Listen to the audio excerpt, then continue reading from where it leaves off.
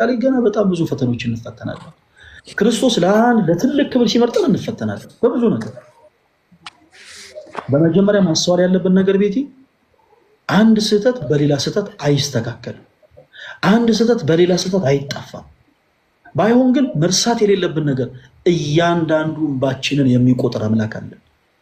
ጊዜዋ ስትደርስ ጠብቁ ሁሉን በሁሉ አድርጎ የሚቀር አንድ ነገር ሲባል ሰምታችሁ ታውቃላችሁ? ምናልባት ለሁላችሁም እንዲሁ ሁሉም ነገር ለበጎ ነው ሲባል ሰምታችሁ ታውቃላችሁ አይደል? ሁሉም ነገር ለበጎ ነው። አሁን በጣም ችግር ውስጥ ያሉ ሰዎችን ሄዳችሁ አይዟችሁ ሁሉም ነገር ለበጎ ነው በትሏችሁ አይሰሟችሁም።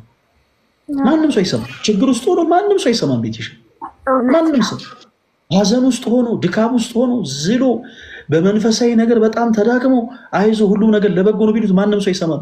ለበጎ እንደሆነ ግን የምናውቀው ቤትሽ መቼ እንደሆነ ታውቂያለሽ? እግዚአብሔር ሁሉም ነገር ለበጎ አድርጎ ያሳየን ቀን ያቺ ቀን ትደርሳለች። ለካ ያን ያነባሁት ለዚህ ነበር። ለካ ያን እንባዬን ያፈሰሱት ከለዚህ ነበር። ለካ ያኔ ተርቤ ያለፍኩት ለዚህ ነበር። ለካ ያኔ እንደዛ ወድቄ የተነሳሁት ለዚህ ነበር። የምንልባትን ቀን ግን ክርስቶስ ያመጣታል። እስከዛው ድረስ ግን የሚጸና ጸንቶ መቆም አለበት።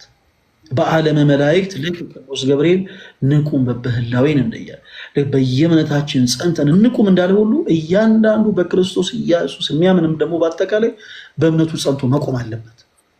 እርቦኛል ብሎ ክሩን የሚበጥስ ካለ፣ ጠምቶኛል ብሎ ከክርስቶስ ኢየሱስ ፈቃድ ዘወር የሚል ካለ ግን እሱ በነፍሱ ላይ ዕዳ ነው። ተወዳጆች በነፍሳችን ላይ ዕዳ ማምጣት የለብንም። ይቅርታ ግን ልጠይቅ።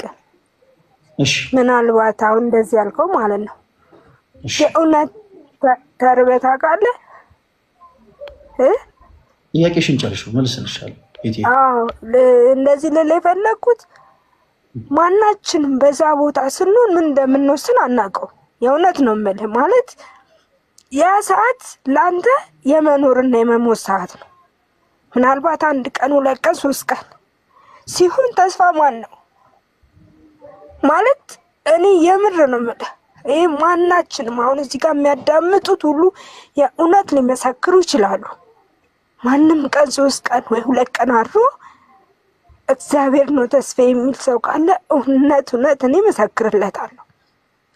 ምክንያቱም ያለን ነገር ባሟጠጥክ ቁጥር የእውነት እግዚአብሔር የለም ወይ ወደ ማለት ነው የምትሄደው።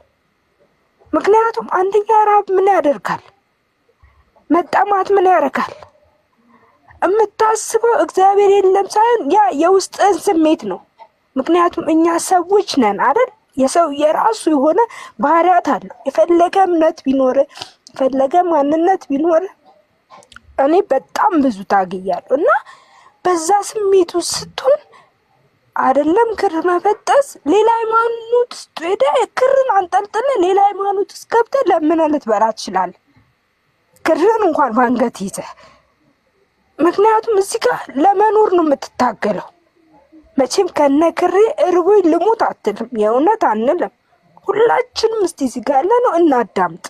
ማለት በዛ ስሜቱ ስናልፍ በጣም ነው የሚከብደው።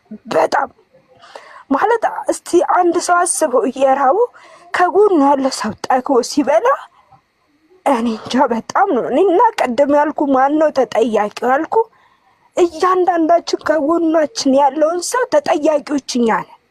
እኛ ጠግበን እየበላን ከጎናችን ያለው እየተራበ ራሱን ሲያማርር ኃጢአት ሲሰራ ሲሰርቅ ሲዘሙት እያየን እንሳለቅበታል።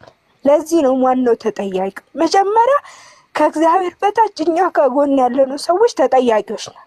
ያንን ሰው እኮ ቅርባችን አድርገን ማዳን እንችላለን። በገንዘብ፣ በጸሎት፣ በትምህርት፣ በሃይማኖት በቃ መመለስ ባለብን መንገድ ላይ መጀመሪያ እኛ ነን አቀርቡ ያለነው። ቤተሰብ ሊሆን ይችላል፣ ጓደኛ ሊሆን ይችላል፣ ማንም ሰው። ለዚህ ነው ተጠያቂው ማን ነው ያልኩት።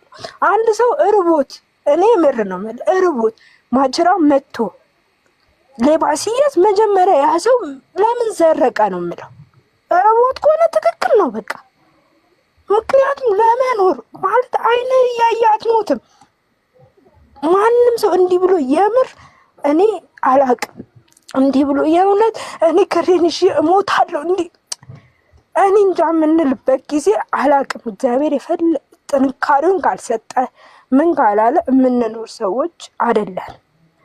እና እኔ አንዳንድ የምር ነው የምልህ በጣም ነው ግራ የሚገባኝ።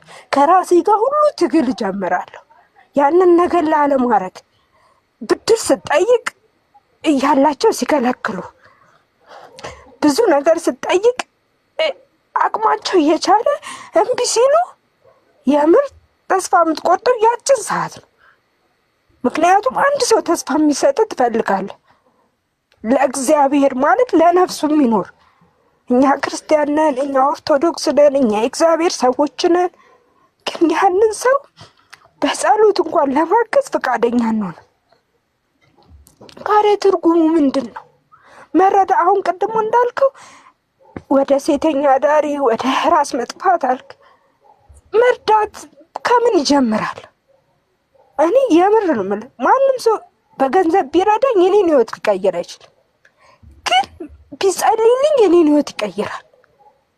ገባህ አይደል? እኔ የምፈልገው ከኢትዮጵያ ህዝብ ጸሎት ነው። እስከ መጨረሻው ድኜ በራሴ መቆም ፈልጋለሁ። በቃ ማለት ምንድን ነው ምክንያቱ?